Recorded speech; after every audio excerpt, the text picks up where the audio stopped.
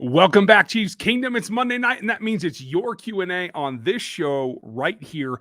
Some bumps and bruises going on in training camp. A lot of guys stepping up into new roles, into opportunities to take a role. There's a lot to go over, and I'm actually interested in what happens tomorrow as well, so we'll look ahead to padded practices. For the Kansas City Chiefs out there in St. Joe, this is going to be a fun one. All your questions all the time.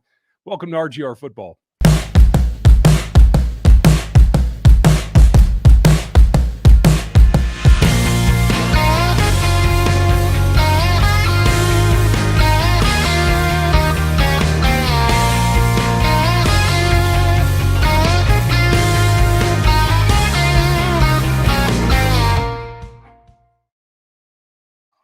Welcome back, everybody. Glad that you're here. It's a Monday night in training camp, and it's like the calm before the storm right now. I'm really looking forward to what they're going to do here in the next 48 hours, a couple of padded practices. We're going to see how it all turns out because I think this is the turning point for a number of positions on this roster. Unfortunately, had a little bit of back and forth and another injury today. 2 injuries, in fact, one that I think is rather important. We'll get into that here in a minute, but want to say thank you for all of you being here on a Monday night. For all of you that are new, make sure you like, sub, and hit the bell notification. That's how you find out what we do next. We have content for you all week long, including some of our members that are going to give you stuff on their takes on this channel and what's going on later in the week, as well as Dan and all of his analysis and insight. Once we get into games, hopefully we'll have film. We'll see what happens with NFL Game Pass. But this is a full-service YouTube channel to go alongside with a number of other things that we do from Rogue Analytics and everything else. So I just want to say welcome. I know there's a lot of new viewers these weeks as the season starts to ramp back up, and I hope that you're ready for it. I think this is going to be a fun season. I have some super chats going already. I appreciate that, you guys. Thank you. We'll get to that here in just a minute. But I do want to say, folks, this is about your questions and answered. If you put some question marks before your questions, it helps me find them. If you want to support the channel, the super chats are a great way to do it. You can do that right in the interface. But if you do, please ask a question so I can get you something for it right now today. Otherwise, check out our gear store. We have a lot of great stuff. And I have a discount out there. It's RGR Camp 21 is the discount code to get 10% off of everything in the store right now because I have some new designs coming that I think you guys are going to dig. Lot going on. Camp is full of these question marks. We appreciate all the support that you give us so that we can get more software and do more things and lighting and camera stuff and all that stuff to keep this channel going, growing, and getting better. So that's where we're at. And of course, because he's always in here early, half an hour early, right? Ben brought back. Thank you very much. We appreciate the support. Ben, I haven't seen you on the Discord yet, but I know that you have an invite, so check that out. What we do is break down everything that's going on. Juan Thornhill is the guy that came up today with a groin pull. Now, luckily, that's the better of the issue for me because it doesn't have anything to do with the ACL. So that is a knock on wood. We know that he's been recovering from his knee since he tore that the end of his rookie season, really just now getting back to where he can be 100%. So the fact that it's not related to that knee, I'm very happy with. They've been ramping him up rather slowly. So I think that the return to action has been something they've been careful with. And maybe there's some underlying things going on, hydration levels, whatever. It doesn't seem like it's terribly complex. He walked up the field on his own, up the hill to the training complex. We should have another report on that tomorrow, but let's hope that Juan Thornhill is a short stint off the field and gets back at it because I'm excited for him this season. It's difficult really to move on without him because he plays such a pivotal role, and that is allowing Tyron to be Tyron and allowing Sorensen to be Sorensen. I think that's exactly what I think the X factor is about Juan Thornhill's game. They need that.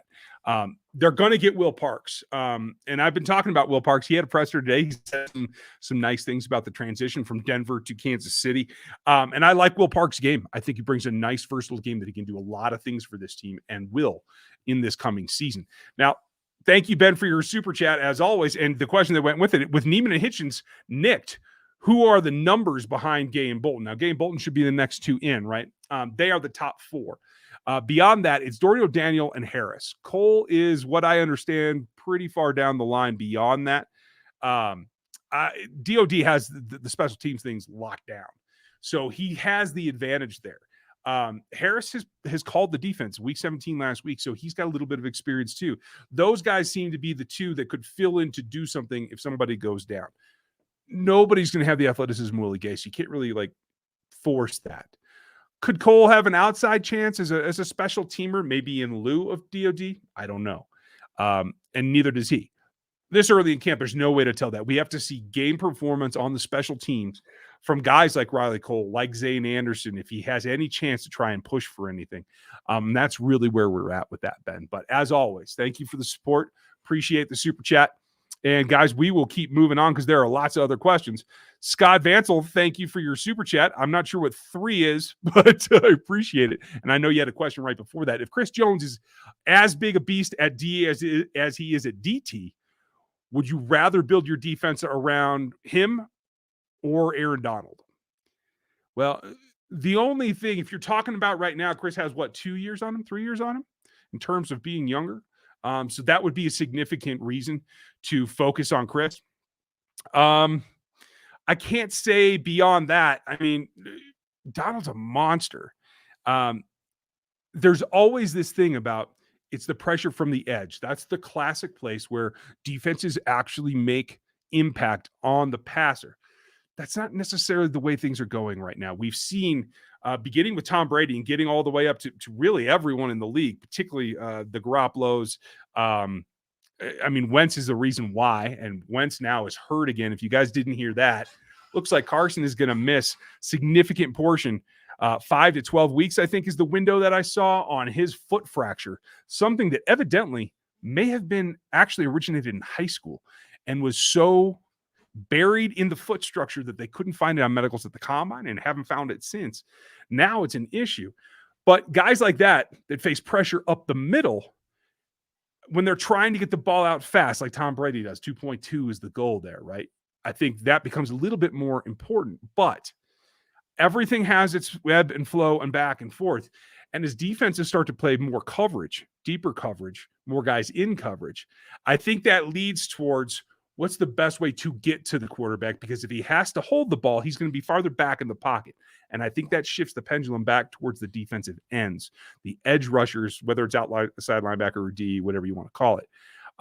For those two reasons, especially if Chris makes this transition well, he would definitely be the guy that I would pick, because I think you have a few more years, and I think you have what may actually help the game a little bit more in terms of stopping. That was awesome. Awesome. Thank you, Scott. Yep, you got it. Let's see. Other question marks. That's what I'm looking for, folks. And yes, Scott, it is. And I do have the headphones on, you guys, because Dan may be able to join. We'll see if he can. And if so, we'll get his opinion too. And I need to be able to hear him if he does. So what juicy nicknames exist or will be assigned to Stevie, Gooch, Seth, and Dan? I mean, everybody's up for grabs, I think, for Seth. Seth isn't, he's going to be the real Minnesota Chiefs fan. That's what he's going to be. But I want you guys to come up with them. If you let him get carried away, I think, and Stevie and Gooch are probably in here by now. I haven't seen them yet, but they'll probably nickname themselves if you don't watch out. You guys got to do that. And by the way, if you want to continue the conversation of whatever we get into tonight, and you are one of the members that is in Discord, and we are in the process of inviting everyone that is starter level and above. If you're a starter member and you haven't sent me your email address, either at the email address at rgrpodcasts@gmail or through Twitter or Instagram DM, do that, because that's how you get invited into the Discord. It is for RGR members only. And in there's a whole section for continuing whatever the topic is tonight. So I think you guys will like that. Going on. Yep. A lot of Canadians getting in here. I like that. We've had some international folks on the stream as of late as well. Now, Cole, I think, is down home, but he's got a good question. Apparently, groin injury. How long does that usually take to heal? I'm just glad it's not the ACL. And that was exactly it. It's not the ACL. The question is, groin length is always an issue. Everybody's different. Like, I've seen guys get over it in a week. I've seen guys not get over it all season long. It depends on the severity. It depends on your hydration level, how resilient you are to soft tissue injuries in general. And Juan's been pretty resilient. I don't recall him ever missing time for a soft tissue injury. It was just the ACL. Now, the complications in him not playing full snaps, I think, were because of the ACL and the knee in general, not because of soft tissue work. So I would say that he's probably got a good chance to be back by week 1, maybe in the preseason games. Chris, we just recorded Locked On Chiefs. You guys can see that here on YouTube on our Locked On Chiefs channel or on all the standards, iTunes, Spotify, et cetera, et cetera.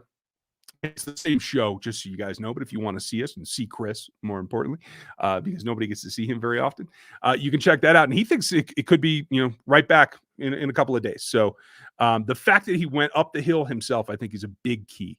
Because if they were worried about it, given his stature and given the role that he plays in the defense, if they were worried about it in any way, they would have put him on the cart and not let him push it. So I feel pretty good about that. Let's see who is next. Oh, I just had a skip, you guys. I'm sorry. I missed. Eric Schneider's back. How are you? I missed your super chat. I apologize, bud. In fact, I missed a couple here. I'm going to have to do that. But thank you, Eric. I'm glad you made it back. And I know that you do have the invite for the Discord as well. So we'll see you in there afterwards tonight. Let's see. Who else did I miss? Canadian Chief, welcome back. Speaking of Canadians in the chat, thank you for your super chat. I appreciate it. I didn't see a question from you, and I scrolled through and I've missed some at this point. So if you would throw that again, or maybe get it to Aaron, I will try to get to that. Thank you, Ray Pinnell. Thank you for your super chat. 3 rookie O-line, not normal for Andy, but juicy. It is juicy. I mean, that is the definition of a juicy storyline because it just keeps turning over and over, and you could see some change tomorrow. Pads go on tomorrow, and that changes everything. Watch Trey Smith. If you're going to be at camp, watch Trey Smith. Watch his pad level in particular because he's got to go against Noddy in the run game. He's going to have to deal with Jaron Reed at some point. Jaron. I got to keep saying that right. Watch his pad level because this is what could differentiate him and LDT. LDT's been slow coming on. He's still running with the 2s right now. This is the pads coming on and being able to deal with everything full go from the defense is what might start to even it out. We'll see what happens. I'm pretty confident in Creed. I don't see that being a big change up for him. But Ray, thank you for the super chat. We appreciate the support. Adam had a question in here. How confident are you in the D this year? I mean, right now, I'm really liking what we're getting out of the linebackers. Nick Bolton is farther ahead than I expected him to be. We'll see what happens with the pads. We'll see what happens in the preseason games against the run. That's where I want to watch Nick Bolton. If they get him isolated on tailbacks that are not, running in the middle, if he has to get out on the wheel routes and that kind of thing, that's something they might try to exploit him with, and they'll probably try to run at him is my thought when he's in. So keep an eye on him. But right now, heads up plays, making them when they have the opportunity, that's all you can ask because at the end of the day, you can't really do anything else other than when you see a chance is to take advantage of it. And that's what both Willie Gay and Nick Bolton are doing, and I'm actually really excited about that. I feel great about Snead. I think Will Parks gives them an insurance policy against Thornhill's injury, and I think they like Key a lot. I don't know if he's going to make it. I don't know if they're going to keep 5 safeties. They might have so much talent that's young at corner that they might choose to keep 6 corners and 4 safeties. I think there's going to be 10 DBs either way, but that's where it is. And so, Adam, I'm a little bit intrigued. I like Frank Clark being out of the spotlight because of all of his off-field issues, and I hope that lets him concentrate on being a better pass rusher. If that happens, my confidence is going up pretty quickly. Jimmy, Trey's taking all the snaps with the ones. Coaches and teammates alike are raving about him. Over under 75%, he wins the job. Whew, man, I really won't know until I see him. And quite frankly, tomorrow with pads could change things. I don't know. But right now I would take the over because I agree. Everything that I've heard has been very positive about him. Let's see. Scotty, thank you. Who's Veach's player to deal and a player to steal as the preseason commences? The guy that you guys want to watch is if you see Andrew Wiley playing multiple positions in the preseason games, so it goes on the film, that means they're trying to show him out as a guy that can do it all. And he can at a serviceable level at multiple positions, and that is worth a trade. That would be my thought. And then I would look for a DB in return or something like that. Maybe an edge rusher if there's somebody they had their eye on that maybe hasn't worked out. I can't think of anyone off the top that I think could get let go, but you never know. I didn't see the Travarius Ward trade coming either, so that's that. Eric Schneider, thank you. Glad you are back. Hope you're feeling well. I haven't heard a lot about Cornell Powell. How's he looked at this point? I've had a lot of people ask me that, and I've had 3 people who I trust tell me their opinions, and it's still a battle. From what I understand, he's getting reps with the 3s, and that he's had some drops that I think are holding him back a little bit. Now, Dan's positive he's going to come around, and I want to lean towards Dan's opinion and be positive about him. I just can't tell you for certain until I see it a little bit. And I am going to be out at camp later in camp the last week. And that's when I find when the rookies have hit the wall in camp and they start to fade off and you start to see some of the things shake out. That's why I go so late. And I think we'll know a lot more then, and I will definitely have a report for you. But right now, he's got an uphill battle. Clearly, Pringle and Robinson are 3 and 4. Who's 3? We don't know at this point. Callaway's getting a lot of reps. They're seeing good things from some of the younger guys in French and in Fountain. There's a lot of competition there, and Powell's part of it. I don't think they'll let him go from the roster. I think he's pretty much a shoo-in for the 53, but I just don't know how much you're going to see him. We'll see what happens. Let's see. I'm looking for the question marks, folks. If you guys have them, that's great. Adam, and that's a ton of them, man. That's really helpful. If you have a second rookie O-line, shouldn't it be at right tackle than right guard? Not necessarily. I mean, performance is performance. Andy Reid, while he will vary from it sometimes, his general concept is to play the best 5 guys. And if Mike Remmers is still that much better than Lucas Niang, because Lucas Niang is, for all intents and purposes, a rookie. We have to remember that, and that's the honest truth. If Remmers is that much better, then he's that much better. Lucas had a bad day today. From what I hear, he got beat up pretty good. But tomorrow's tomorrow. And I think unless Remmers makes a big comeback physically, I think Lucas is going to get a lot of snaps tomorrow when the pads come on. And I think that's going to be good for Lucas Niang. I think the physicality part of his game is something he can thrive on. We'll see what Dan thinks, because Dan made it. How are you, Dan? Good. I'm doing really well. How are you guys doing? We're excited. We want to know what's going on with the O-line. Yeah, the O-line's kind of interesting spot. Tackle, once again, is kind of weak. I know that Wiley got some reps today at right tackle, something I'm not happy about. Not even close to happy about. But I think we have now seen, Prince Teo Wanago. I don't know exactly how to pronounce his last name, so I apologize. But Wanago, he is getting some reps at backup left tackle as well. Mm-hmm. And I know that there's a lot of medical stuff to go with him. But the talent's there. He is extremely good. So he might be a possibility at swing tackle if they can make the medicals work. But Niang is doing a lot of good things. He's getting a lot of those reps that you need in. Yeah, he's getting beat, but he's also showing a lot of skill, which is very, very important right now before the pads come on. So I'm excited to see what he does with the pads. Like you said just before I came on, it's very important for these next few weeks for Niang specifically, especially if Remmers with back spasms. This is exactly how Mitchell Schwartz's injury started, with back spasms. Yep. It's not good. So I'm not looking forward to it, but I do think we're going to get to see if Niang is ready. But it's going to be, I'm just going to let you guys know, if he starts at right tackle this year, from center to right is going to be very up and down every single game. And it's not because they don't have the talent. It's the NFL, and they're all rookies. It's not going to be easy. Well, in particular, both Lucas on his film coming out and Trey on his film had a little bit of trouble with guys that have leverage advantages. And they get to practice against Derek Nottie, who's like an inch shorter than me every day. So, hey, that's something they have to get their pad levels down, both those guys. And I think that is going to be an adjustment for both of them. But I agree with you. Like, you got to get your losses out of the way now. It's camp. Yep. I do really feel that, like, especially for Lucas, this is weird to say because he played in a spread offense, but I think for him being able to latch on in the run game, I thought he did a pretty good job the other day with some of the power stuff where he was on the play side, not where they tried to pull him. I only saw one of those and it was ugly.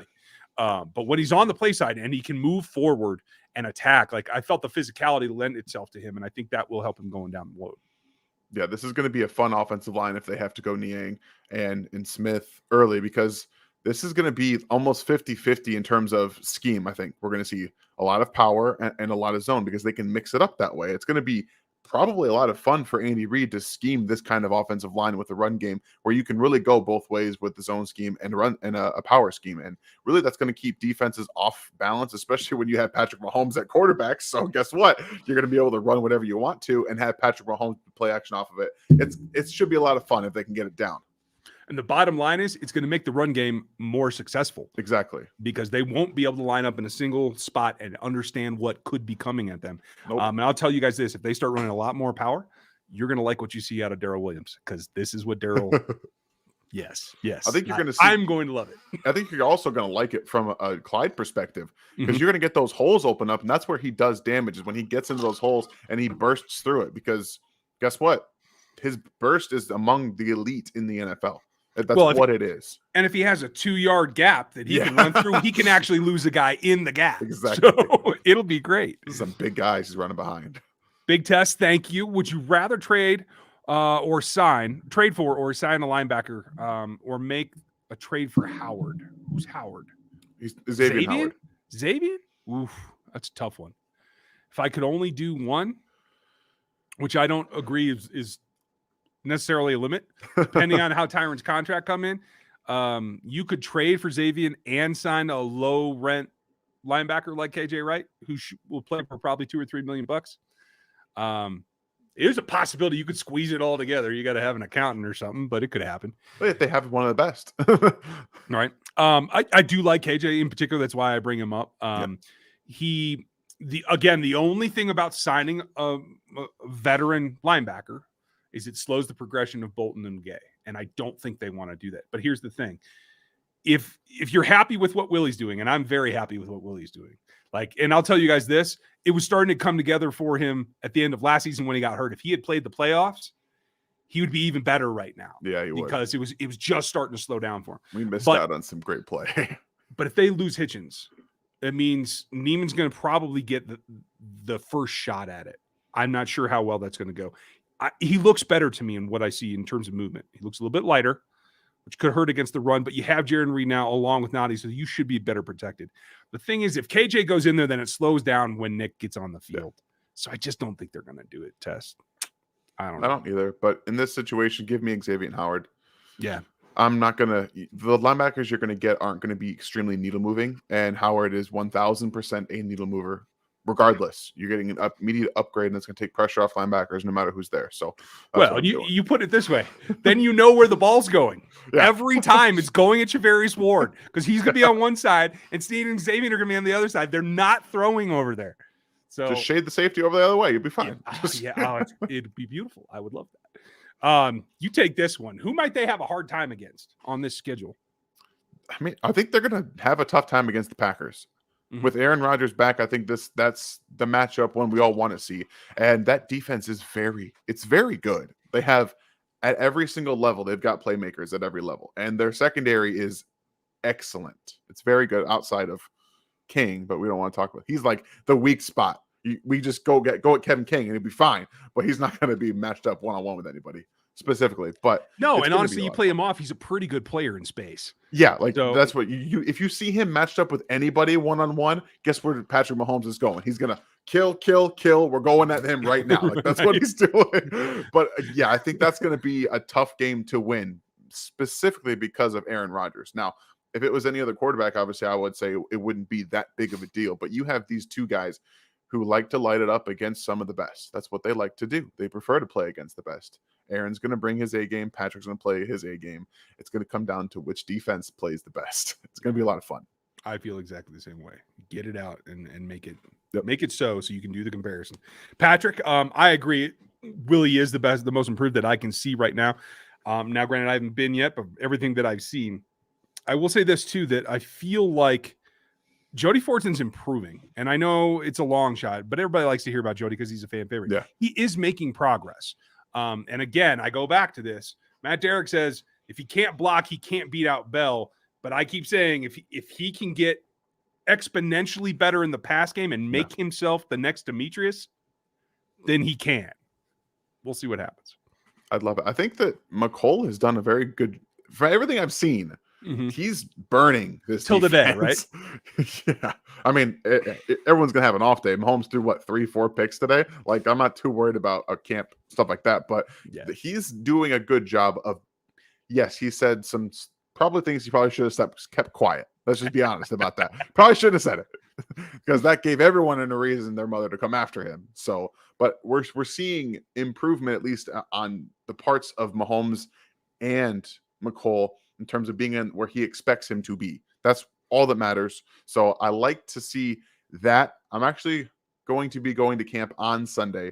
My wife isn't going TDY until the weekend after. So I'm going to get there this Sunday for anybody that's going to be there. So I'll be able to actually see some things for myself. Nice. I like it.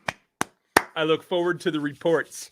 Yes. we'll figure out how we're going to do that. Yeah, I'll be there Sunday. So we got a few days to figure this out. Sweet. Ian, I'm glad you made it back, and congrats on a new career. Don't worry about missing here. We're glad to see you, and thanks for the super chat. Thoughts on Mahomes praising McKinnon? I think it's a little bit of a boost. Learning Andy's offense is tough. And everyone that I have talked to, the beat reporters included, McKinnon is making a splash physically. Like, you can tell that he is ready to run. It's being in the right place. It's being able to carry out your assignments. And I think maybe, luckily, according to Matt yesterday, Daryl's still number 2. So we'll enjoy that. But if he can make a splash just a few times, maybe Mahomes praising him helps lift him up and keep him on a positive note on learning that offense. Yeah. All we need him for is 5 to 6 plays a game. Really, that's what you want that kind of change of pace back to do, because Daryl and Clyde have all of them do different things. Clyde's a quicker and burstier kind of vision type running back. Daryl is a one cut. I'm going to bowl you over. You give me a gap and I'm running through it. I know what I'm doing. And Jarek is a guy who can make you miss in space. He can burn you in the second level, and he brings that athletic element with the speed that some similar to what Damian had, maybe a bit better. Depends on. I haven't seen them next to each other. That's the only thing I would have to say. But so you need 5 to 6 plays a game from a guy like McKinnon, whether it'll be in the return game, which I think is a possibility. I don't think that they'll do it. I would like to see him return some kicks or punts and things like that, just to get him on the field, because that kind of experience and playability, big playability, is important, especially for this offense. So I like to see Mahomes calling him out, because like you said, it's a new guy coming in. He's a veteran, and the quarterback of your team is talking you up. That's something that you really kind of need as a new guy. Yeah, I agree.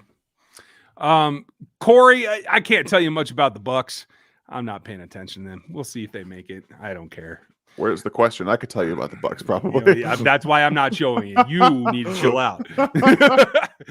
Dan, thank you. By the way, folks, if you like Southern rock and country music bands, we're going to be in Texas and Wyoming and Arizona this year coming up. I've been doing some booking, and if you have a place in Kansas City, Missouri, you want to see us play, we are a 5- and 6-piece band. Let me know. Not in the chat, because that goes away after the chat's over, but in the regular comments, if you got some place you think would be good for us, we need a stage with some room.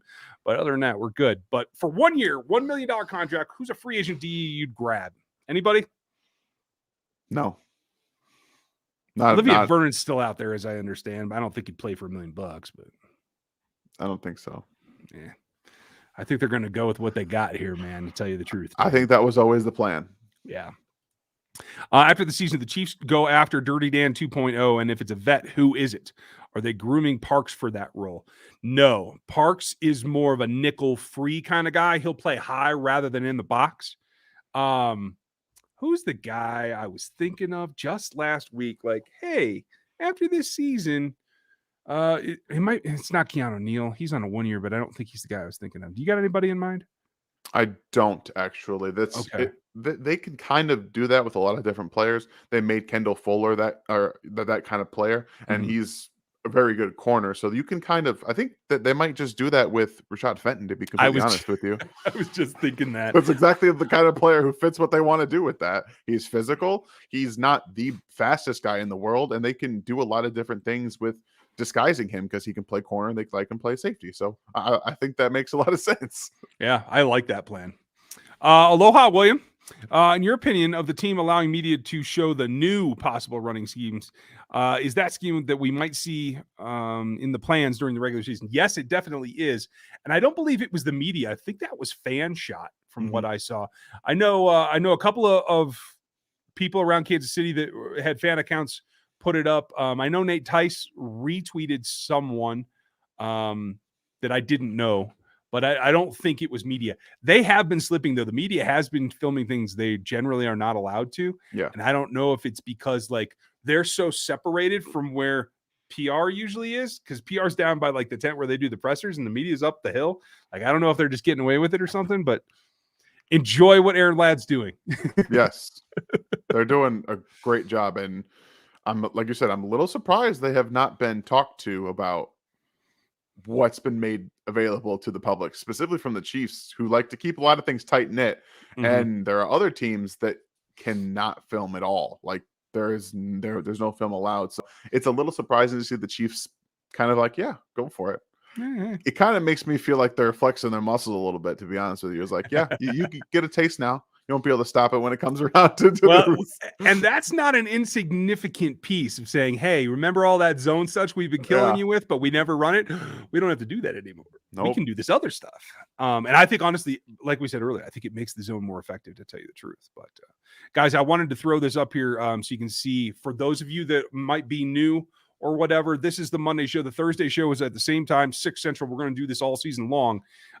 It will run into the Thursday night broadcast at times, but that's okay. If you're ready to listen to me, then you can switch over to Peyton and Eli at some point and just kind of roll with it. It should be entertaining. I can't wait. I'm not gonna lie. I'm so excited for that. I'm unreasonably excited to see those two, listen to those two on Thursday night. I'm very excited. Yeah, hey, it is what it is. Social. I noticed the Chiefs put Hughes out there for the presser. Do y'all see the camp?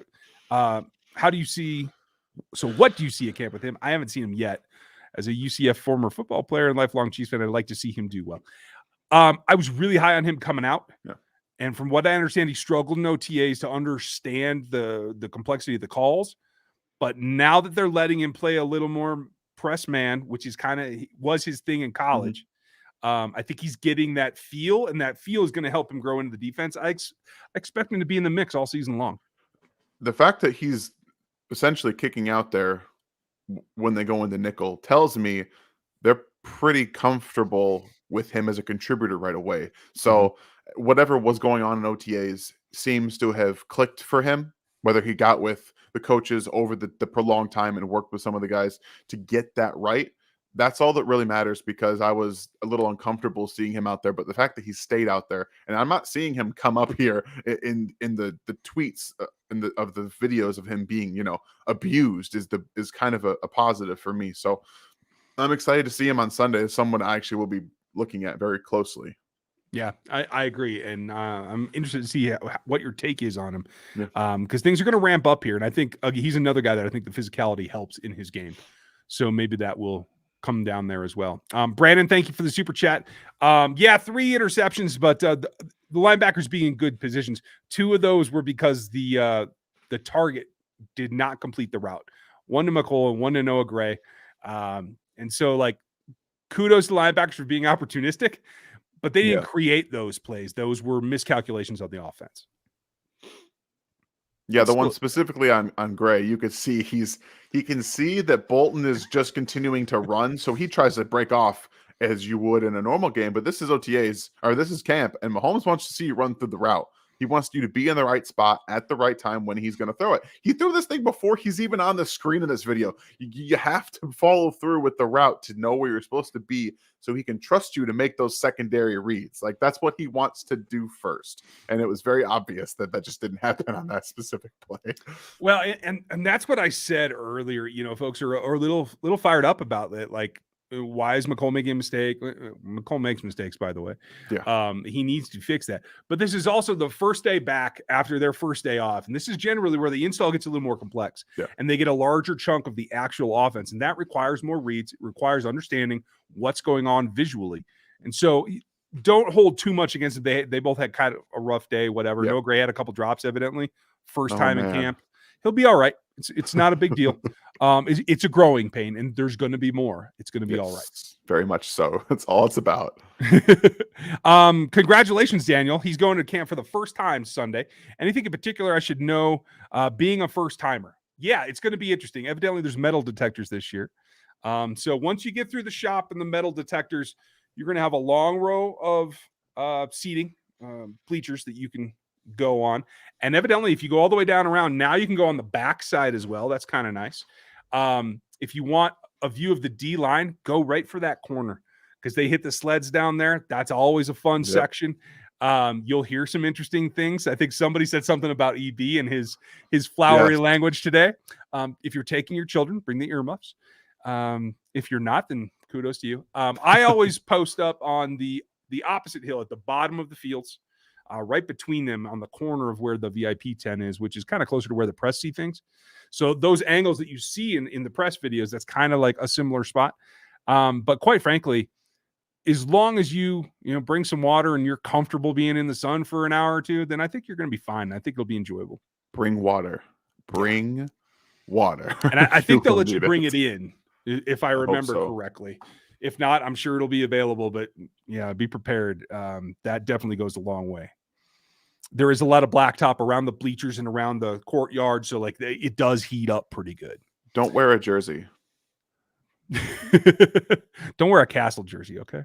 Just if you're gonna wear a jersey, make sure you wear something underneath it. Right. Just the very first time I went, I wore a jersey with nothing underneath it, and I was miserable the whole time. It was miserable. So I'll tell you this too: if you're gonna wear a jersey, wear the whites. Yes. Stevie, I know Gooch gives you nicknames every day. Those are not for public consumption, dude. This is a family show. They're really not. I've seen a few of them here on the Discord that we have going. Right. You guys are getting a little colorful over there, and I noticed that we now have a new GIF of me, which is very awesome. Oh, I missed that. I'm not keeping up very well. I missed a couple super chats. Ben Brockback, thank you again, as always. Thank you, man. I'm sorry I don't scroll fast enough on this show. Stevie, Daryl Miller, welcome back. Thank you. We appreciate that. I didn't see a comment from you, so I'll keep looking for that, Daryl. Let's see. Longmorn's back. Do I have his to put up here? That's the question. No. Leon's the next one. Longmorn. What about Long? Any news? Could you see him at right tackle? If you guys remember the day they signed him, I told you, I was like, he can still play right tackle. It's not his best position, but in a pinch he can. I'm still convinced of that. And quite frankly, the way that Trey seems to be playing, if Trey Smith has won that job, I don't think we're going to see him, Kyle Long, until midseason. I think he's going to go on the pup. He's going to miss the first 6 weeks. Andy said something about a tibia. There's not many things that could be, and all of them are a long recovery. So I would not put a whole lot of goose into him being here week one. But that said, if Niang either hasn't captured that job and maybe Remmers is struggling or maybe somebody's hurt or whatever, you could see Kyle walk back in and take right tackle reps. And I'm okay with that. Yeah. Are you, Dan? Yeah, I think that's probably what you're going to end up seeing, especially like you said, if he holds it down, there's no reason to rush. I mean, okay, I won't say that. If Kyle Long is okay, then yes, I think you'll see him take some reps there, but also at guard because you never know. We saw last year, we thought that the Chiefs had depth. Yeah, they didn't have depth. They got tested early and often, and any season can do that. So I think that if he gets ready, then just have him be ready. I don't care really where he plays, as long as he's able to come in and play anywhere in a pinch. I don't really care. Just hopefully he's not going to be gone too long because I don't want this tested early. Yeah, I that's kind of where I am. I don't want to get to the panic point is my thought. So thank you for reminding me, Aaron. If you guys would like and sub and hit the bell, that always helps. And tell your friends too. Rogette's included. We even have a Rogette section in the Discord for you members. So if you haven't been a member yet, all you got to do is bump up. Right now we're adding as we go down the tiers. The starters are in there. If you want to become a starter tonight, super simple. Hit the join button. Just click in there and select that level. And then you got to contact me so I can get you invited. That's just the only hubbub right now. Miss Holly is one of our members and in the Discord. How are you, Miss Holly? Is it concerning that we already have seen a couple of O-line injuries? It's pretty normal, to tell you the truth. Yeah. Not really concerned about it, Holly. Other than Long, nothing seems to be in dire straits yet. Dan's right. Back spasms can grow and become something else. So it is something to watch with Remmers. I don't recall him having them before. Do you, Dan? I don't remember him being injured in any way, shape, or form. But yeah, I don't recall it, and it's not good that it just kind of popped up out of nowhere. Yeah, that was a little concerning, but it's going to be what it is. And this is why they have this much depth. This is why they overbought. They went to the store and overbought. They went to the grocery store hungry, and that's okay. And now you have enough groceries to cook, even if something goes bad. You know what I mean? It is what it is. Let's see. Aaron's got a couple in here. Thank you, Aaron. Aaron is the boss of all RGR marketing now. So just follow Aaron for all the latest and greatest on what we're doing and how we do this. And I am trying to get to everybody's questions. If you ask a question that's already been answered, I'll probably go by just so we don't continue to repeat stuff. But I do try to get everybody's questions in. So if I haven't gotten to yours, please ask again, and I'll rotate back down to it. I'm going to try to go a little faster. I say this every week. We'll try to get to it. Leon, thank you for the super chat. We appreciate it. I was at training camp Saturday. I was very impressed with Chad Williams. What do you guys think? I haven't seen him, but I heard that he made a couple of nice plays for Henny and that he was getting along. I think it was Buechele, but more than Gordon, but I heard some positive things as well. Yeah, that's about it. I didn't know much about him coming into camp. And again, we'll kind of see Sunday if how he's doing specifically, with the second, third, fourth teams on offense. And if he makes some plays, we'll see what he does. But I don't have any, leaning one way or the other, because chances are he's not going to make the roster, but if he's good enough, might land himself on the practice squad. Yeah. Hey, and that's a good place to be. That's how you get in striking distance of the 53. Dom, that's a fair point. I know somebody else asked about Kelsey. He looks fine. I know the back spasms or whatever, like, freak people out, and that's okay. Give him a couple extra days off. Travis Kelsey doesn't need camp. I'll tell you that right now. He's going to be fine. If he gets a preseason game in, he's going to be absolutely fine. Yeah. Doug, you weren't sleeping. I was talking about the Ward trade for Inger like 3 or 4 seasons ago when Travarius got here, I think. Yeah. So, no, I didn't mean to startle you there, man. Don, have you seen Mahomes behind the back pass to Clyde? No, I haven't seen that. There's no video. There won't be any video. No, I'm not ready to see that, I think. Oh, I'm ready. I'm sure you are. I'll burn it. I'll burn this place to the ground. I will get insane if I see something like that. I appreciate it. It's water tonight. I'm down about 12 pounds, and I'm trying to keep that moving. So no beers on Mondays anymore, just during the weekends. I haven't even had one in a while. It happens. It's hot too, and I drink less in the summer. Which group on defense do you think is the weakest, and which group is the strongest? My vote: weakest is the CBs, and the strongest is the D line. I think linebackers are the weakest to me overall as a group. I think the corners are iffy, but there's a lot of talent there too. Yes. I would agree with you. D line is the strongest as well. So, anything wrong with that, Dan? No, it's the same here. Linebacker's been the weakest group on this team for the last 3 years, 4 years almost. So it's just a problem they've been trying to fix with second round draft picks, which we'll just kind of leave that at that. Okay. Scott, will Honey Badger get his extension by game 1? I truly think so. I'm surprised it hasn't happened yet. I don't know what they're waiting for, because if Jamal Adams gets his done first, they're going to spend more money. Yeah, it's a little weird. They're kind of playing chicken with the Seahawks on who's going to get it done first. Yeah. I mean, he doesn't seem worried about it, so I'm not either. But again, do you want to pay more for an aging great player as it continues to get more expensive? That's as your contracts continue to get more expensive. So I don't know. Yeah, it seems like it's costing yourself money. I'm not sure. And Tyra said that he's open, like he doesn't have to break the bank. He said he'd leave a little bit behind like Mahomes did, because he knows he needs teammates. So I mean, I don't know. Daryl, thank you for the super chat. I did see a comment from you, but it was about Gooch. I haven't seen Gooch yet, so I don't know, but I'm behind in the chat, so I could be totally wrong. The Sir AO, 800 yards rushing.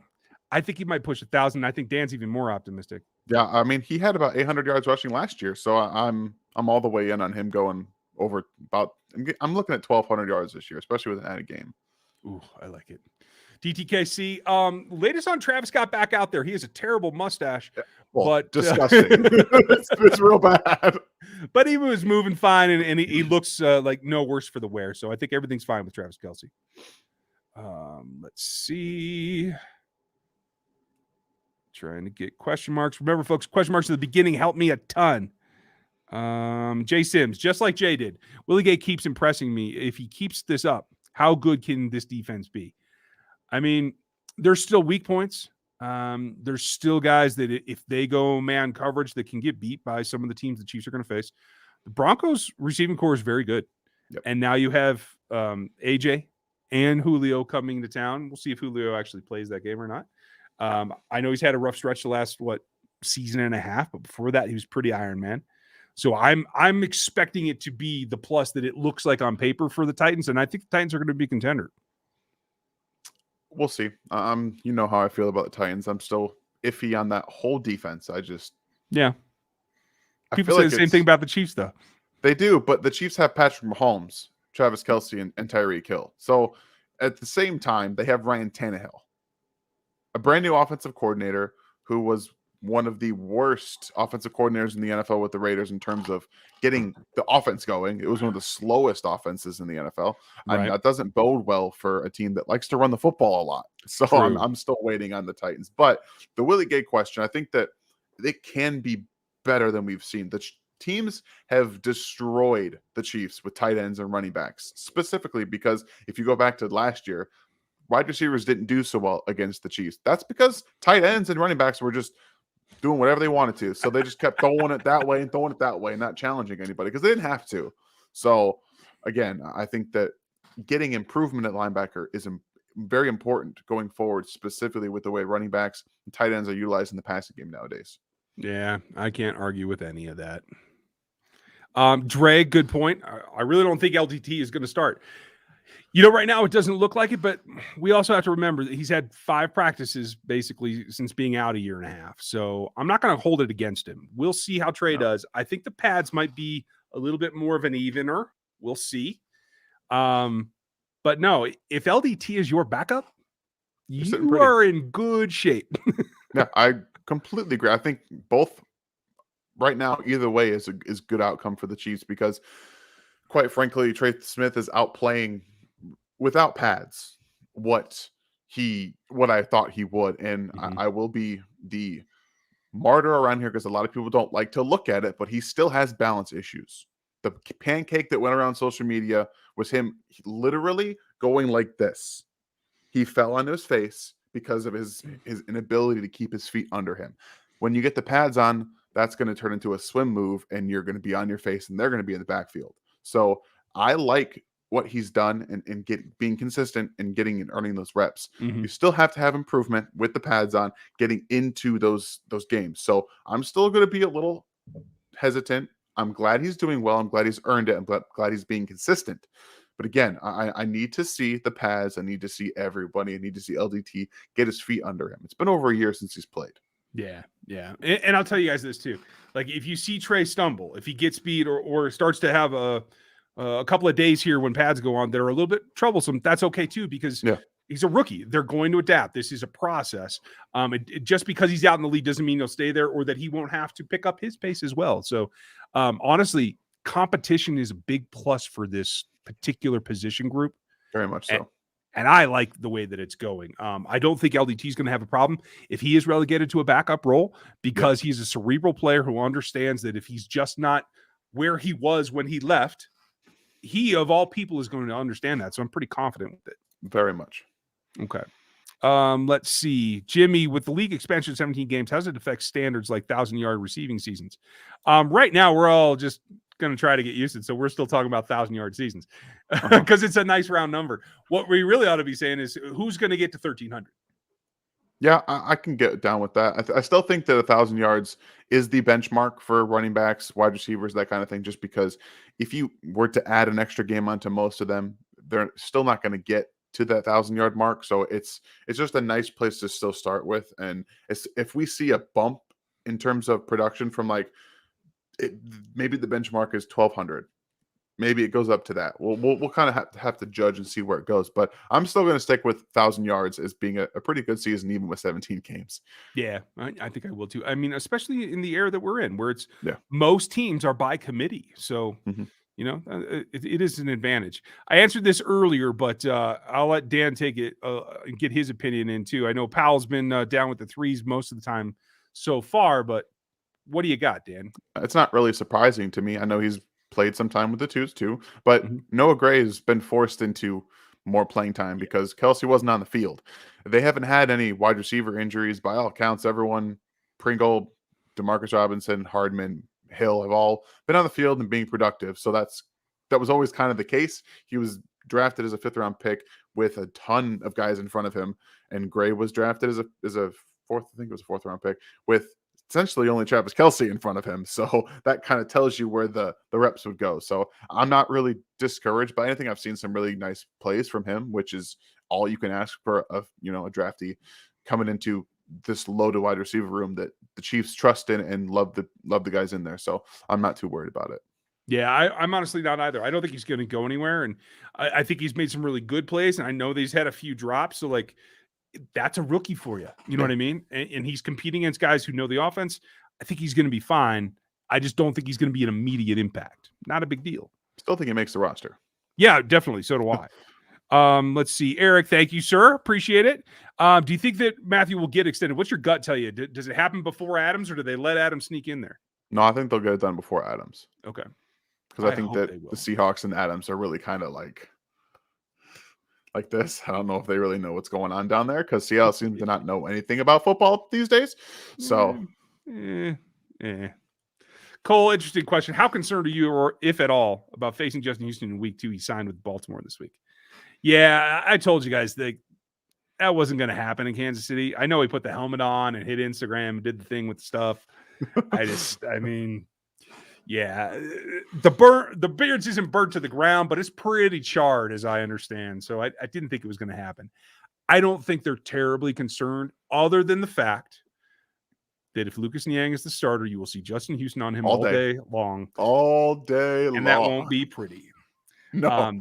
And that is not because Justin is a premier talent any longer. He's definitely on the backside, but he has so much experience, and he has always been Haas strong. And that it's ridiculous. The dude is he's going to take Niang and put him in Patrick Mahomes' lap a couple different times. I can tell you right now. But I will tell you this too. Niang will learn more in that one game against Justin than he will learn from a number of other guys until he has to play Vaughn. No.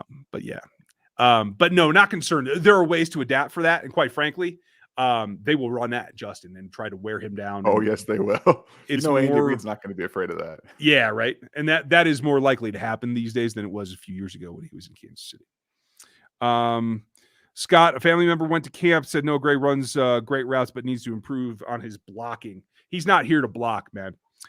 He will never be in line. He'll be asked to get in the way, just like Travis does. Travis is a fair blocker, actually. Yeah. I don't even know why I just said that. That was sorry, Travis. I'm not trying to cut you down. But no, he is a get in the way kind of blocker. He does not have to. He has to improve on sight adjustments and continuing to make sure he can get loose.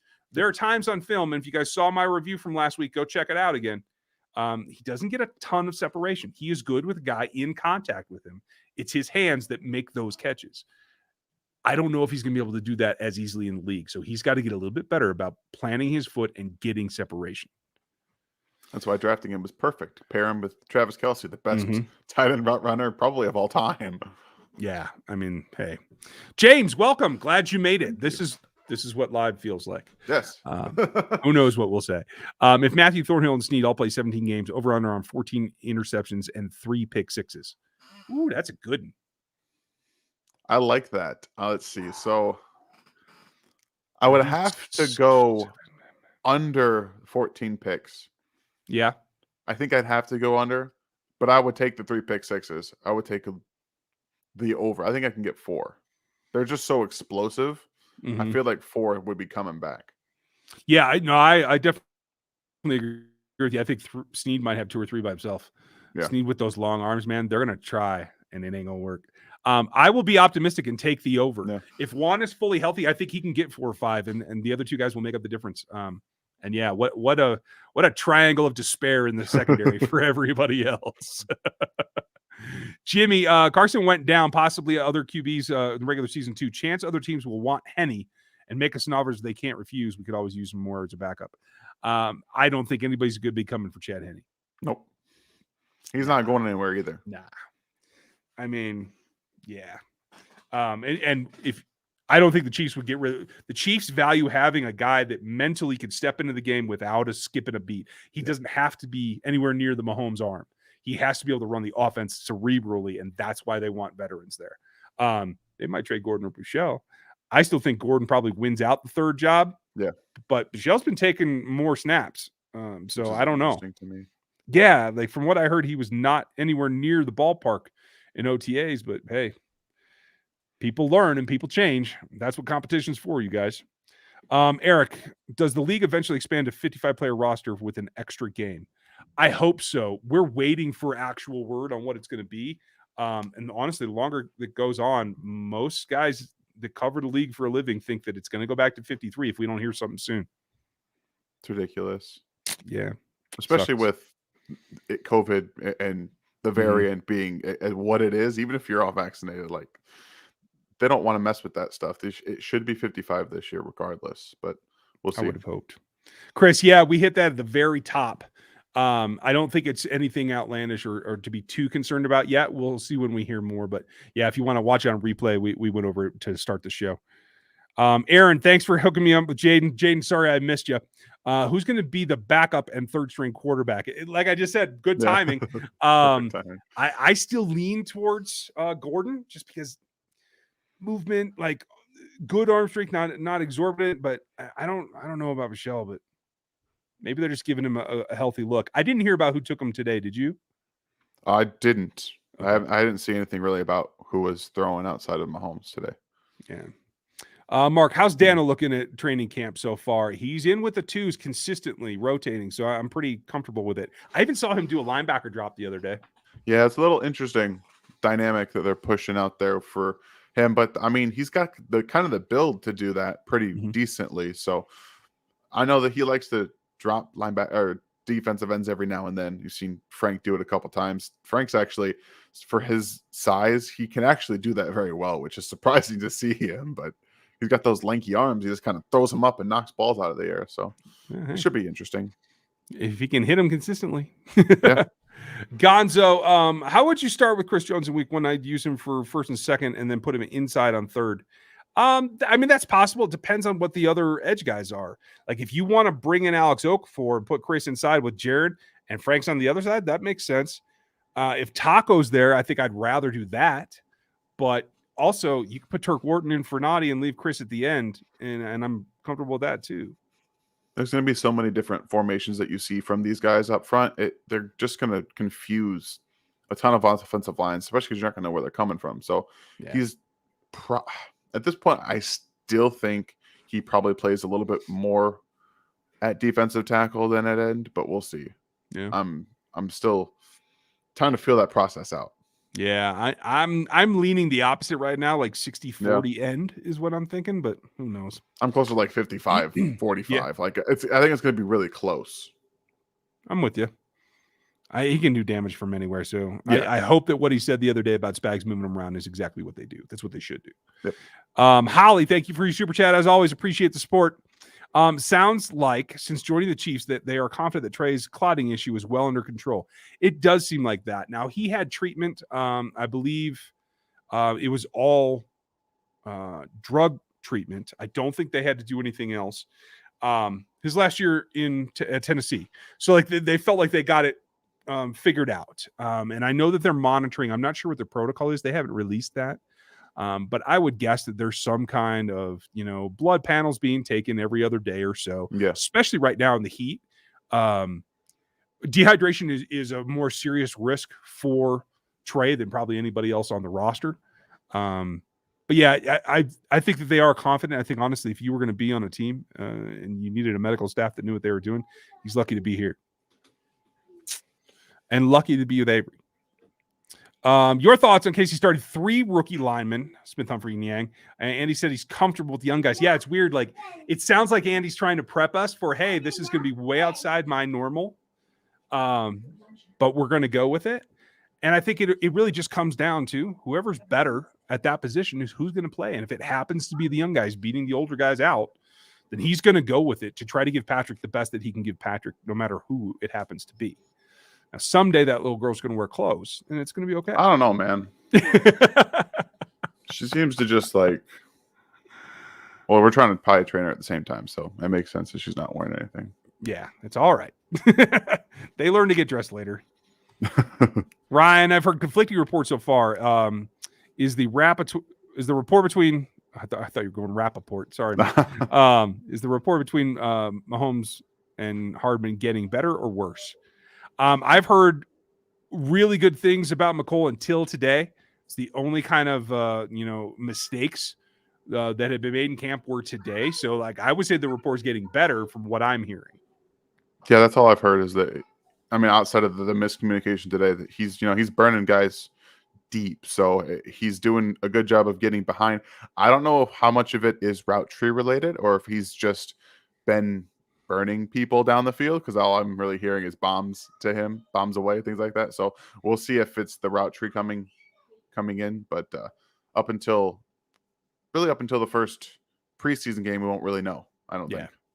I pay close attention to where he lines up in the preseason, you guys. I think that will give you an idea of what we're looking at for him. If he is moving around a lot more and not just in the slot, that means he's making progress. 65 TPT, you can become a member. Down underneath Dan, there's a join button. It's in blue. Click that. There's a bunch of different levels. Just jump up into the starter level. And when you do, make sure you hit us with your email address. You can hit Aaron or me or whatever on social media or here at RGR Podcasts at Gmail. I should probably type that out here just real quick because I'm terrible at making sure that I say things when I should. Yeah, that should be it. Oh, of course, that goes at the bottom of the chat. Now I'm going to lose my place, but oh, there it is. Here, I'm going to scroll real fast. This is the address, and you guys can get this. And once you become a starter level member, just hit me on that email address and we'll get you an invite. It is a fun time in the old Discord that I had to learn all kinds of things about because I didn't know what it was until like last year. So, hey. Keep up with it. So we got Ryan's. Let's see. I'm looking for question marks too, folks. I'm going to be there on the 16th and 17th, you guys. I gotta buy him a snow cone. I will try to do that. I don't know where to do that from, though. I don't think I've ever seen them there, but maybe I'm wrong. How has Callaway looked? Any chance that he makes the roster? As I understand, he's in the running. I've heard that he's making good plays, but he's not getting reps with the ones like Pringle and Robinson are. Anything more from you, Dan? No, that makes sense. I think that I think Callaway probably will get looks at returner as well. Maybe not so much with the first team, but if you make the roster, it's essentially all first team reps anyway. So it doesn't necessarily matter what reps you're getting with in camp. Obviously, you want to see Mahomes throw a football to you. It'd be nice. I think Callaway would like that a lot.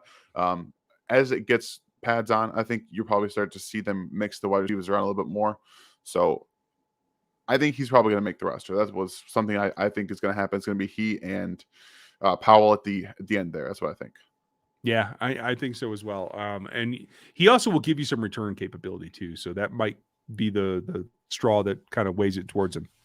Ryan, do people need to pump the brakes on Noah Gray hype? I don't think so. Sure, he will be a great compliment to Kelsey, but he's not going to put up numbers in the same stratosphere as Kelsey. No, he's not. The big thing for him is he's supposed to be a possession guy. He's supposed to be the guy that takes advantage of the coverage on Kelsey and Hill. Hopefully he can do it more consistently than McColl has. Yeah, that's all you're really looking for. Because I mean, man, they didn't draft Kelsey's replacement. Let's be upfront about that. They did not draft his replacement because Kelsey is going to be playing a long time.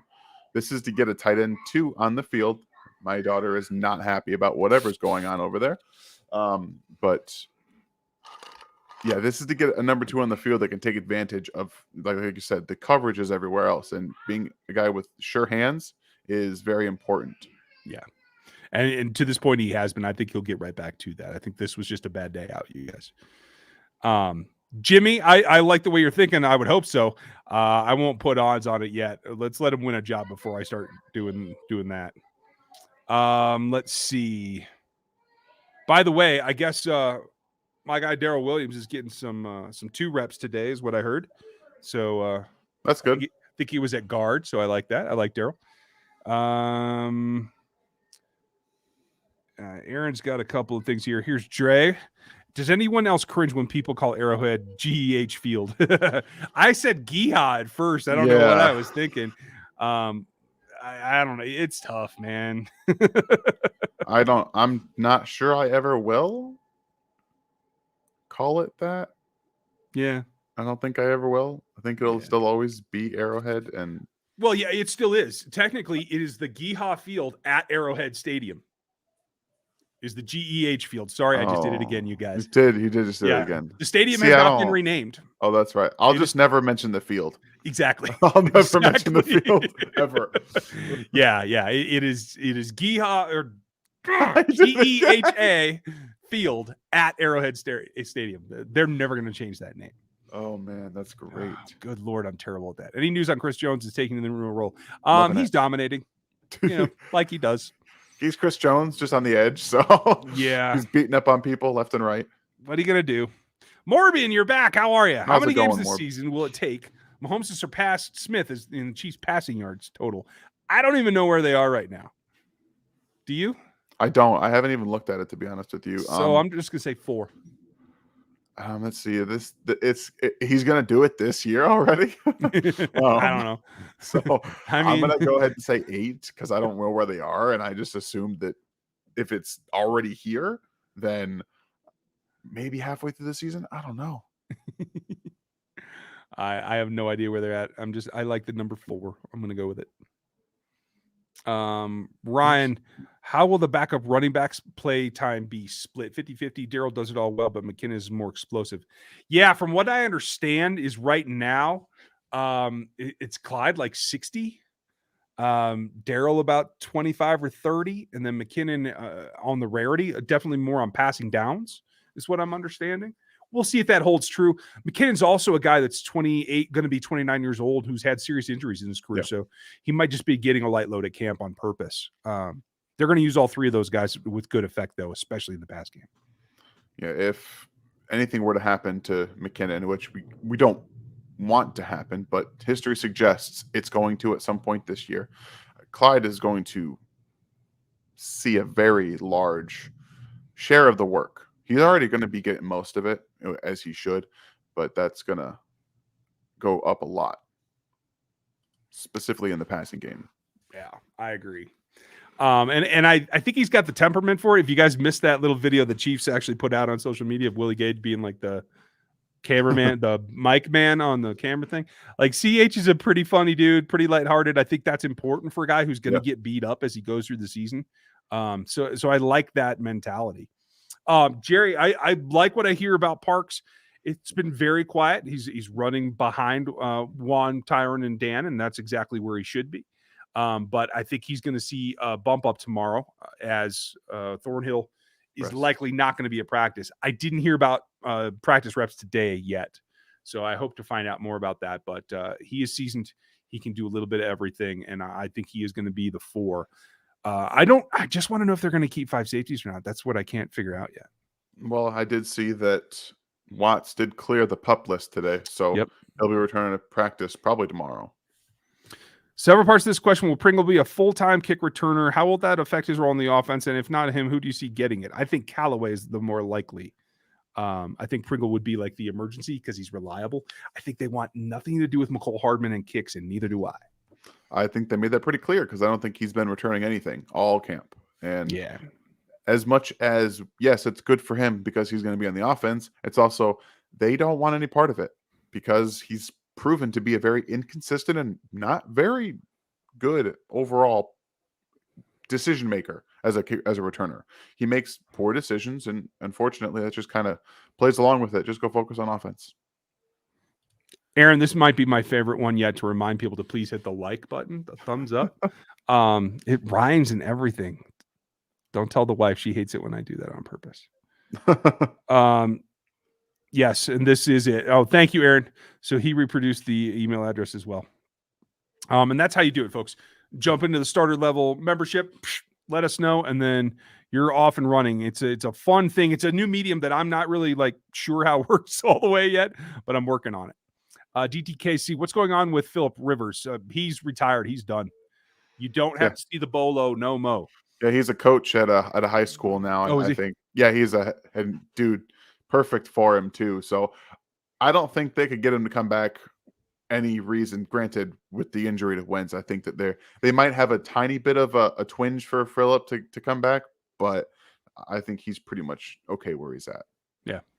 Miss Holly, thank you for the super chat. Appreciate it. Since you are a graphics person, can you share a diagram of the layout of training camp and where you will be? I'm finding it hard to visualize. Yes, I will do that. The Chiefs have a pretty good map of the camp layout. I'll grab that and tell you all where I usually hang out. I'll be there that Monday and Tuesday, the last couple of days of camp. And Wednesday is Military Appreciation Day. So that's always a fun one if you guys can get out there on a Wednesday. It's a shorter practice, so I don't usually go, but it's fun if you guys want to get out there. And Holly, I will share that out. Cole, we have Dan's rant series. How about somebody doing a praises series? Yeah, that's a possibility. We'll see. The rants thing is something we do in the off season. Yeah, we have so much. Yeah, we have so much to do during the week in terms of if we have film, which I still feel we will eventually. If we don't, we're going to do stat breakdowns, player breakdowns with what we have in terms of visuals. It'll be more pictures than it will be video, but until we get Game Pass back. But we have a lot to talk about. It's hard to squeeze it all in, but we will do what we can, Cole. If not, we'll get back to it next offseason. For sure. Let's see. Row the boat. A chance Tyreek returns kicks, and now that he's wide receiver one. No, thank you. They'll do it to psych kickers out. They've shown that they will 100% just put him back there to screw with a punter or kicker's or a punter's mind specifically, just to be like, yeah, go ahead and kick it out of bounds at the 40. We'll take it. Yeah. Scott, is Bo Peep Keys looking like a practice squad player, or will he be a third down type player in games?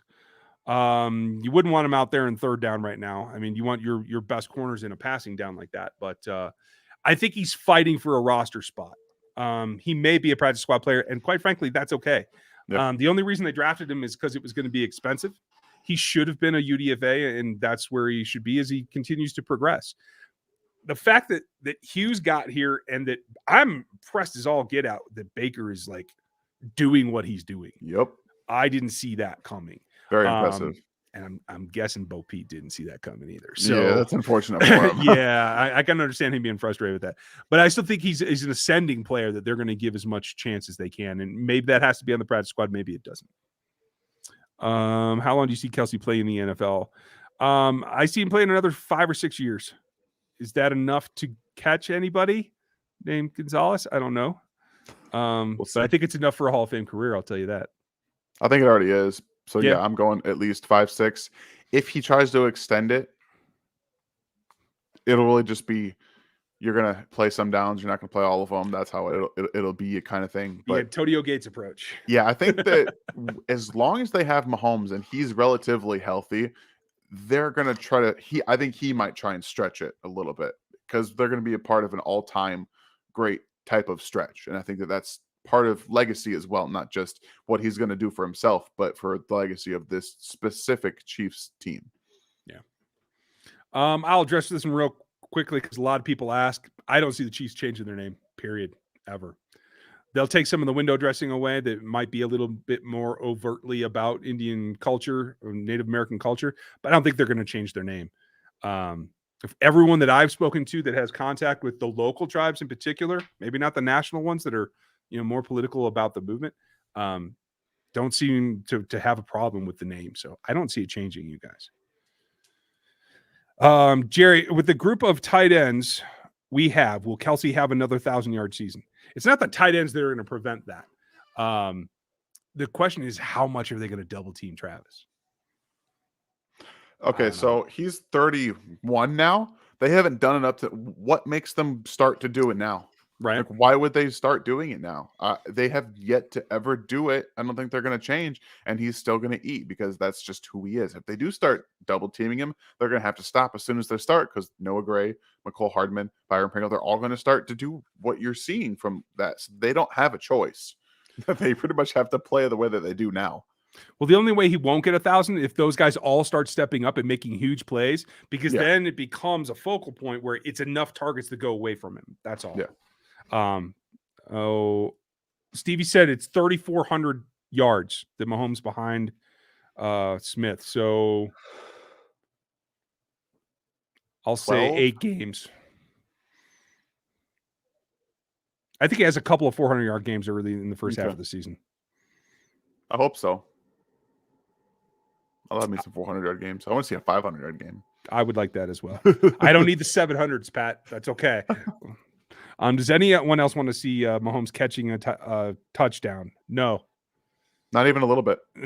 I don't want to see him in a route ever. The RPO thing scares me enough. Putting him in motion, everything, it all is what it is. But if he's running a route, no, that just gives people reason to hit him. No thanks. Yeah. You got intercepted. Yeah, that's true. I love his motion fake thing that evidently he came up with. Oh, nice. But that takes him out of the focal point where he shouldn't get hit. Put him out on the edge like that, he's going to get roughed up at some point. Nah, I'm not here to see that. They'll just put a linebacker out there and just hit him.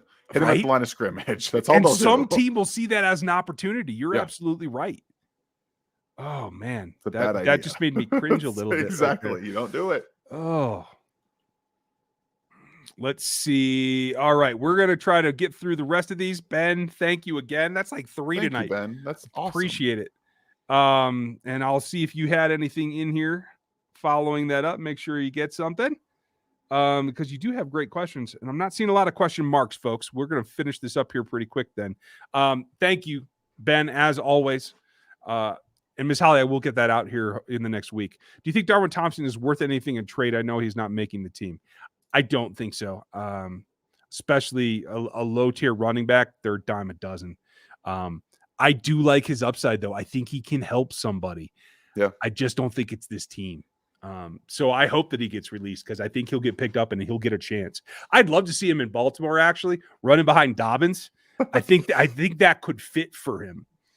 Not that I want to see him running against the Chiefs, but Nah, he's got skills. It's just unfortunately I feel like he was taken as a flyer. Like maybe if you break out, cool, that's awesome. We have a need for it. And then they drafted Clyde. Unfortunately for him, he's never going to be a number 1 running back in this team. And that's just how it ended up working out.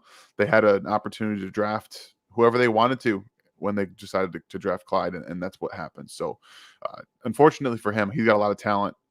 And I want to see him succeed somewhere else, somewhere with a type of offensive line that can do the best for him. Mm-hmm. Keep him untouched. Thanks for that, Deldrick. It was a good point. Thank you.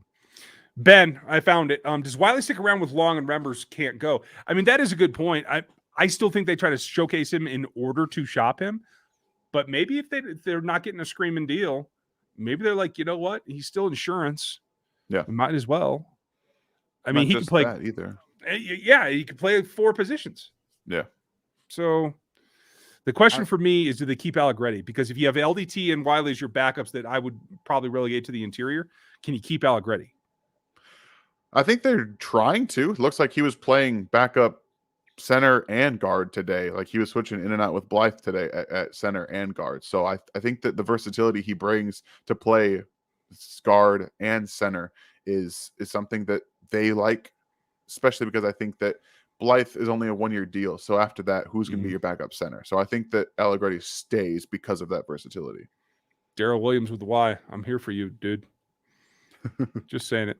Casey's Castle, how are you? Can you see Cornell Powell being the second wide receiver slot? And what prior or current wide receiver do you see his style similar to? I was thinking Dwayne Bowe. I don't see him right now making the number 2, the X spot right now. He'll be a backup, in my opinion. Yeah. Sorry, Dan. No, it's okay. He's going to get there eventually. I think he's got all the skill in the world. But no, he does not remind me of Dwayne Bowe in the slightest. Bowe was I'm going to put this very politely. Dude couldn't get open to save his life, but he was always open. So that's kind of how Dwayne Bowe played. He was just throw him the ball. He'll find a way to come down with it. It doesn't matter where he is on the field, who's covering him. He was, especially at his prime, like he was weirdly open all the time, even though he's got someone draped over him. But I think Powell does a lot of things that he does remind me of what Sammy Watkins does in terms of route running, some burst hands, things like that. And so they kind of match. Maybe it's because he was here last year, so I have something to compare it to, but that's what I see a little bit when I look at him now. Sammy's a much more explosive runner with the ball in his hands. That much I will give Watkins when he was at his peak health, even with the Chiefs when he was healthy. That's what he could do. But route running, hands, just being in the spot, the guy you can kind of trust to get those intermediate stuff. I think that's him. Yeah. Najee, what wide receiver do you guys like to see the organization pick up? Oh, next year in free agency. I haven't even looked at the free agent class for next year. Allen Robinson's on a 1 year, right? I think so. I mean, if he were around and you could clear the rest of the cap space, we're thinking they're going to get a $30 or $40 million bump. Yeah. Right now they're 8 over the cap for next season. So that leaves you about 30. You could move some things around. I wouldn't mind seeing a legitimate X target myself. Yeah. It doesn't have to be that quality of a guy because he is a big name. Scott, do you see them restructuring the NFL pass interference calls? No, they will not. They're happy with what they're doing. They don't care if they're interfering with gameplay. I would like to see them make it more consistent because the first half of that Super Bowl was terrible. Would you guys like Sterling Shepard, Christian Kirk type trade? Not for a trade, but I'd take either of those guys as a free agent. I think their value would be pretty good. I'd take Shepard over Kirk. I think he's a much better route runner. Absolutely. I don't know. Do you guys miss Hunt? I don't miss Hunt. No. I think Clyde's just as good a running back, to be completely honest with you. I know a lot of people don't like that opinion, but I think it's true. Yeah, I don't miss the headache either. I'll tell you that. Yeah. I tell you who I do miss is Nick Chubb. He is not only the best running back in this league, he's one of my favorites, and he just got a huge extension. I don't miss his price tag now, so it will never happen, but I do like the kid. DTKC, do you would love to see them hire Alex Smith as a QB coach? I know it won't ever happen, but what are your thoughts? Might happen. Alex said he's open to coaching and broadcasting, so I could see it happen someday. Andy Reid has been very open about having guys back. Derek Johnson, I think he would take Alex in a heartbeat, and I think that would be really interesting. I think Pat would enjoy that as well. From everything that I've heard, that their relationship was real and that they did get along that well. So I don't know if Dan trusts me right now. He's typing away like I'm crazy, but no, I do. I love it. I would love it. Okay. Aaron, Mizzou question here. Since we still have Yasser Durant, I believe we can get him into the practice squad who might that allow us to cut or trade. I agree with you, especially with Prince now taking the left tackle backup. Yeah. So Niang moved. Let's see if I can do this backwards. Niang moved from backup left over to starting right, and that moved Prince over here. But what I understand is Durant is now taking reps at guard, and I like that for him. Yeah. I think in the box is a better place for him. So good for him. I think he could make it to the practice squad fairly easily. Are we going to lose a lot of free agents next year?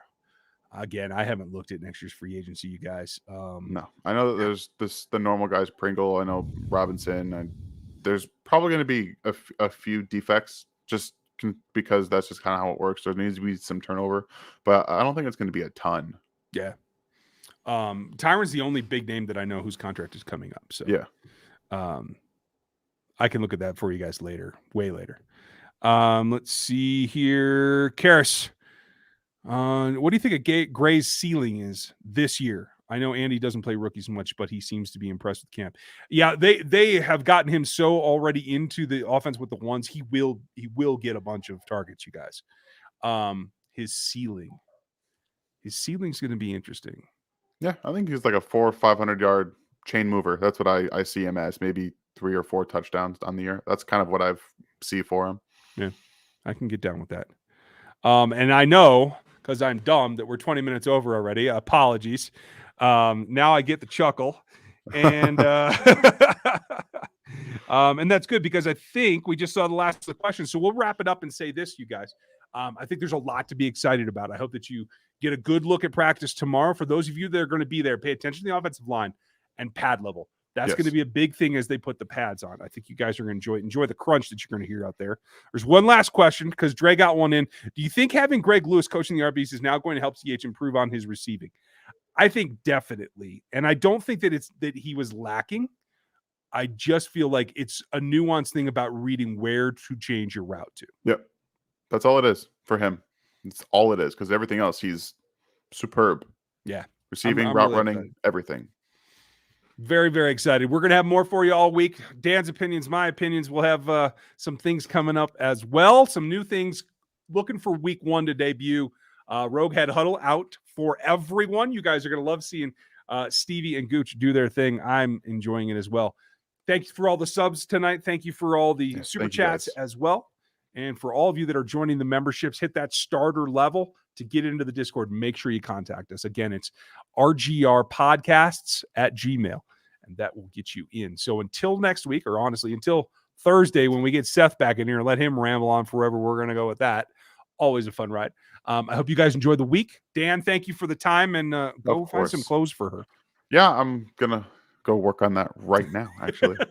All right. You all have a good night. Thank you.